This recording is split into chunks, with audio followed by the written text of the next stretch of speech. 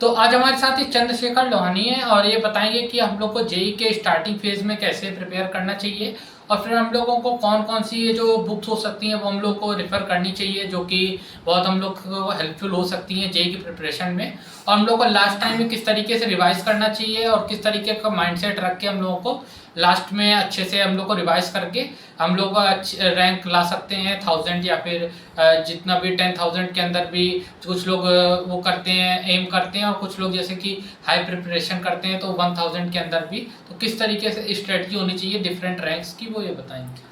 Firstly ये है कि आपको अगर जेई के प्रिपरेशन करना है तो आपको पहले से एनसीईआरटी को क्लियर करना पड़ेगा 11th एंड 12th की। फर्स्टली चाहे आइदर फिजिक्स हो या केमिस्ट्री हो या मैथमेटिक्स हो, फर्स्टली आपको एनसीईआरटी क्लियर करना है अच्छे से एकदम।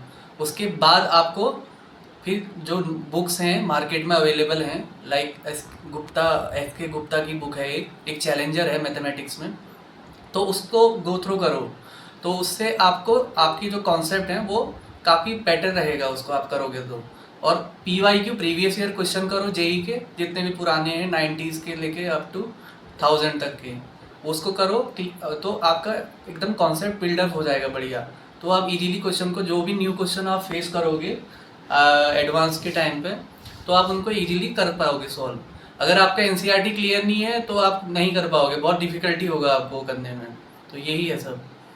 ओके। तो आपका जैसे कि ये जो बुक्स रहती हैं एस के गुप्ता की या फिर मैथ की और या फिर ये जो फिजिक्स की रहती हैं तो उनको किस तरीके से हम लोग को स्टार्टिंग में, जैसे कि स्टार्टिंग में हम लोग को बहुत ज़्यादा कॉन्सेप्ट नहीं पता होते हैं तो हम जैसे कि जिस तरीके का कॉन्सेप्ट पढ़ाया गया तो उसी तरीके के सवाल जैसे मॉड्यूल में भी रहते हैं, लेकिन जब हम लोग बुक्स में आते हैं तो बुक्स में थोड़ा अलग तरीके का कॉन्सेप्ट तो वही रहते हैं लेकिन सवाल कुछ अलग तरीके के लगते हैं इनिशियली। तो उसको किस तरीके से हम लोगों को बुक को मैंने पढ़ना फर्स्टली चाहिए। आपको यही तो बोला कि फर्स्टली आप अपनी एनसीईआरटी क्लियर करो। अगर आपकी एनसीईआरटी क्लियर है तो ये मतलब समझ लो कि 50% आपका क्लियर हो गया है, 50% क्लियर हो गया एकदम।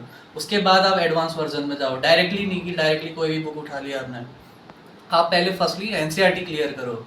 आइदर अगर आप केमिस्ट्री का करते हो, केमिस्ट्री का बिल्कुल एक एक कॉन्सेप्ट जो भी है उसको एनसीईआरटी से क्लियर करो। उसके बाद आप एडवांस वर्जन में जाते हो तो आपको जो भी बुक है ओपी टंडन की है, चैलेंजर है, ओपी टंडन केमिस्ट्री का है, तो उसको क्लियर, वो आपका ऑटोमेटिकली क्लियर हो जाएगा।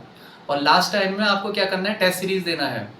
टेस्ट सीरीज जितना ज़्यादा दोगे तो आपका जो भी आपको मतलब प्रेशर फील होता है ड्यूरिंग एग्ज़ाम, वो आपका क्या हो जाएगा, ओवरकम हो जाएगा।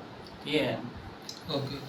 तो जैसे कि ये जो बुक्स रहती हैं तो क्या इनको पूरा करना चाहिए या फिर जैसे जो भी इसमें कभी कभी रहता है कि जो सारे क्वेश्चंस में कुछ क्वेश्चंस आउट ऑफ कॉन्सेप्ट भी रहते हैं तो किस तरीके से उसको हम लोग ये जो कोचिंग में पढ़ाया जा रहा है तो उसमें हम लोग किस पेस के साथ, जैसे कि कुछ लोग होते हैं कि पूरा चैप्टर खत्म होने के लास्ट में बुक्स को स्टार्ट करते हैं करना, कि नहीं, कुछ लोग की साथ ही साथ करना चाहिए, किस तरीके से हम लोग को करना चाहिए books? आपको पैरेलली करना है। आपको 2 आवर्स मैथमेटिक्स में देना है, 2 आवर्स फिजिक्स में देना है, 2 आवर्स केमिस्ट्री में देना है, दैट्स इट। इससे ज़्यादा नहीं देना है। कोई मतलब नहीं है टाइम का ज़्यादा देने का, बस आपको कॉन्सेप्ट क्लियर करना है, यही है। आप ज़्यादा पढ़ने से भी कोई आपका क्लियर होने वाला नहीं है। आप इफ़ेक्टिवली करो उस चीज़ को, कोई भी चीज़ करते हो, कोई एग्ज़ाम हो कुछ भी हो, तो वो आपको ऑटोमेटिकली रिजल्ट अच्छा देगा एट द एंड। ओके। तो क्या जैसे हम लोग जब रिवाइज करते हैं तो क्या हम लोगों को ये जो हम लोग को जो मॉड्यूल्स हैं जो कोचिंग में दिए गए हैं उनको भी उनको रेफर करना चाहिए कि साथ साथ बुक्स को भी जो हम लोग ने लगाई थी पहले उनको फर्स्टली आपको ये देखना है कि आप किसको फॉलो कर रहे हो। एक ही को फॉलो करो, ये नहीं कि आप किसी को भी फॉलो कर रहे हो, तो उसी को फॉलो करो, उसी को आइडियल मानो तो ही होगा। अदरवाइज आप, आजकल क्या है कि ऑनलाइन प्लेटफॉर्म यूट्यूब पर एन नंबर ऑफ टीचर मिल जाएंगे आपको, किसको फॉलो करेंगे। कोई कहेगा कि ये होता है, कोई दूसरा कुछ और बोलता है। तो आपको अपने हिसाब से देखना है कि कैसे क्या करना है, वो चीज़ मैटर करता है। ठीक है, एट द एंड आपको टेस्ट सीरीज लगाना है, शॉर्ट नोट्स बनाने हैं फॉर्मूले के, चाहे कोई आइदर फिजिक्स हो, केमिस्ट्री हो, मैथमेटिक्स हो। Short notes it's very important to crack the any exam. तो और जैसे कि हम लोग को लास्ट टाइम में क्या स्ट्रेटजी होनी चाहिए इसे रिवाइज करने की। वही बताया मैंने कि शॉर्ट नोट्स ही इंपॉर्टेंट है Okay. और टेस्ट सीरीज देना बस। और जैसे क्वेश्चंस या फिर जैसे हम लोग को कॉन्सेप्ट रिवाइज करना है तो वो किस तरीके से वो आपके जो भी शॉर्ट नोट्स हैं या प्रीवियसली जो आपने नोट्स बनाए हैं उसको उसको एक बार उसको गो थ्रू हो जाओ, तो यही है। हाँ, और जैसे कि हम लोग का जब ये जो लर्निंग फेज रहता है उसमें जैसे कि आप ये किस तरीके से देखते हैं जो सेल्फ स्टडी वाला पार्ट रहता है और ये जो कोचिंग में जैसे पढ़ाते हैं तो उसके बाद जो टाइम होता है उसमें सेल्फ स्टडी में आपको कैसा लगता है कितना जोर देना चाहिए और किस तरीके से उसमें अपने आप से करा जा सकता है? सेल्फ स्टडी ही करना है, चाहे आप कोचिंग भी जाओ, कहीं पर भी ज्वाइन करो, तो आपको खुद से ही पढ़ना पड़ेगा, सेल्फ स्टडी ही करनी पड़ेगी। आप किसी के ऊपर डिपेंड नहीं हो सकते। आप जब तक अपने आप को नहीं जानोगे कैसे पता चलेगा? सेल्फ स्टडी ही ज़रूरी है। ओके। और जैसे कि हम लोग को ये जो मॉक टेस्ट हैं ये कब से देने चालू कर देने चाहिए ये और इसमें क्या रहना एग्ज़ाम से 2 मंथ पहले देना शुरू कर देना चाहिए। उससे ये पता चलेगा कि पहले तो आप चैप्टर वाइज़ टेस्ट सीरीज़ देते रहो, चैप्टर वाइज़ भी होता है, और एट द एंड 2 मंथ्स पहले फुल लेंथ देना शुरू कर दो। मतलब okay. Physics, chemistry, mathematics simultaneous, मतलब फुल लेंथ। स्टार्टिंग में जैसे हम कोई भी चैप्टर क्लियर, मतलब कोई कॉन्सेप्ट पढ़ते हैं या कोई एक भी चैप्टर है हमारा, जैसे जीओसी है, जनरल ऑर्गेनिक केमिस्ट्री, तो उसके हमने क्या लगाएंगे, टेस्ट सीरीज लगा दी है, मतलब चैप्टर वाइज। और जब एट द एंड 2 मंथ पहले आपको फुल लेंथ देना है, उससे आपको क्या पता चल जाएगा, आपकी जो भी वीकनेस है, जो भी आप फेस कर रहे हो, तो वो आपका ओवरकम हो जाएगा। ओके।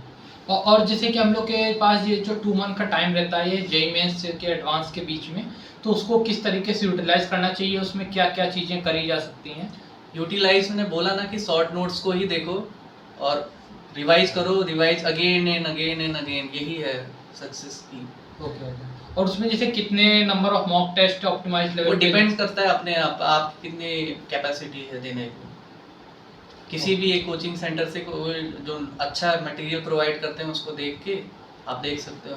आप यश मिश्रा जी का चैनल भी देख सकते हो, ये भी बहुत अच्छा कॉन्सेप्ट मतलब करवाते हैं अपने चैनल में।